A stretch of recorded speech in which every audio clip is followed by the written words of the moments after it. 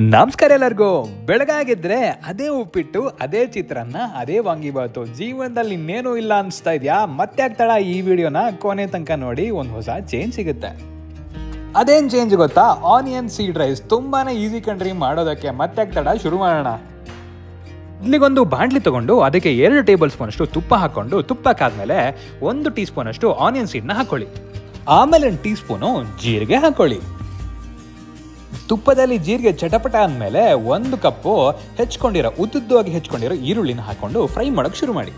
Onion ಸೀಡು 1 tea spoon ಹಾಕಿದ್ರು ಅದು ಕೊಡೋ ಫ್ಲೇವರು, ಒಂದು ಟೇಸ್ಟ್ ಇದೆಯಲ್ಲ, ಅದ್ಭುತವಾಗಿರುತ್ತೆ ಕಣ್ರಿ. ಈರುಳ್ಳಿ ಸ್ವಲ್ಪ ಫ್ರೈ ಆದಮೇಲೆ ಸ್ವಲ್ಪ ಗೋಡಂಬಿ ಹಾಕೊಳ್ಳಿ. ಗೋಡಂಬಿ ಹಾಕಿದ್ಮೇಲೆ 1-2 ನಿಮಿಷ ಹಾಗೆ ಫ್ರೈ ಮಾಡ್ಕೊಳ್ಳಿ, ಒಂದು ಗೋಲ್ಡನ್ ಕಲರ್ ಬರೋವರೆಗೂ.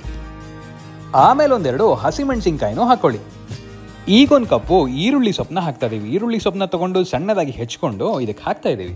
ಈರುಳ್ಳಿ ಸೊಪ್ಪಿಗೆ ಸ್ಪ್ರಿಂಗ್ ಆನಿಯನ್ ಅಂತಾನೂ ಹೇಳ್ತಾರೆ. ಇದನ್ನ ಹಾಕಿದ್ಮೇಲೆ ಹಾಗೆ ಫ್ರೈ ಮಾಡೋಕೆ ಶುರು ಮಾಡಿ. ಆಮೇಲೆ 1 ಟೀ ಸ್ಪೂನು ಪೆಪ್ಪರ್ ಪೌಡ್ರನ್ನು ಹಾಕಿ ಫ್ರೈ ಮಾಡಿ. ಈರುಳ್ಳಿ ಸೊಪ್ಪೆಲ್ಲ ಒಂದು ಲೆವೆಲ್ಗೆ ಫ್ರೈ ಆದಮೇಲೆ ಅನ್ನ ಮಾಡ್ಕೊಂಡಿರ್ತಾರಲ್ಲ, ಇದಕ್ಕೆ ಬಾಸುಮತಿ ಅಕ್ಕಿ ಇದ್ರೆ ಇನ್ನೂ ಚೆನ್ನಾಗುತ್ತೆ. ಒಂದು ಒಳ್ಳೆ ಅನ್ನ ಮಾಡಿಕೊಂಡು ಅದನ್ನು ಹಾಕಿ ಚೆನ್ನಾಗಿ ಮಿಕ್ಸ್ ಮಾಡಿ. ರುಚಿಗೆ ತಕ್ಕಷ್ಟು ಉಪ್ಪನ್ನ ಹಾಗೆ ಉದುರಿಸಿ ಚೆನ್ನಾಗಿ ಮಿಕ್ಸ್ ಮಾಡಿ.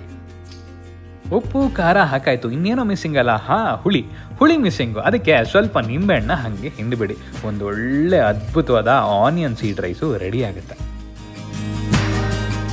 ನಿಂಬೆ ಹುಳಿ ಹಿಂಡಾದ್ಮೇಲೆ ಮಿಕ್ಸ್ ಮಾಡೋದು ಮರ್ತೀರಾ? ಚೆನ್ನಾಗಿ ಮಿಕ್ಸ್ ಮಾಡಿ. ಈರುಳ್ಳಿ ಸೊಪ್ಪು, ಈರುಳ್ಳಿ ಸೀಡ್ಸು, ಜೊತೆಗೆ ಗೋಡಂಬಿ ಹಾಗೂ ಬಾಸುಮತಿ ಅಕ್ಕಿ, ಇಷ್ಟೆಲ್ಲ ಹಾಕಿ ಜೊತೆಗೆ ಮೇಲ್ಗಡೆ ಈರುಳ್ಳಿ ಬಾಯಿಗೆ ಸಿಗ್ತಾ ಇದ್ದರೆ ಅದ್ಭುತವಾಗಿರುತ್ತೆ ಆನಿಯನ್ ಸೀಡ್ ರೈಸು. ಮತ್ತೆ ಆಗ್ತಾಳ, ನೀವು ಒಂದ್ಸರಿ ಮನೇಲಿ ಮಾಡಿ ಹೇಗಿದೆ ಅಂತೇಳಿ ಕಮೆಂಟ್ ಸೆಕ್ಷನಲ್ಲಿ ತಿಳಿಸೋದು ಮಾತ್ರ ಮರಿಬೇಡಿ. ಹಾಗಾದರೆ ಲೈಕ್ ಮಾಡಿ, ಶೇರ್ ಮಾಡಿ, ಸಬ್ಸ್ಕ್ರೈಬ್ ಮಾಡಿ, ದಯವಿಟ್ಟು ಸಪೋರ್ಟ್ ಮಾಡಿ. ಮುಂದಿನ ವಿಡಿಯೋ ಜೊತೆಗೆ ಮತ್ತೆ ಸಿಗುವ.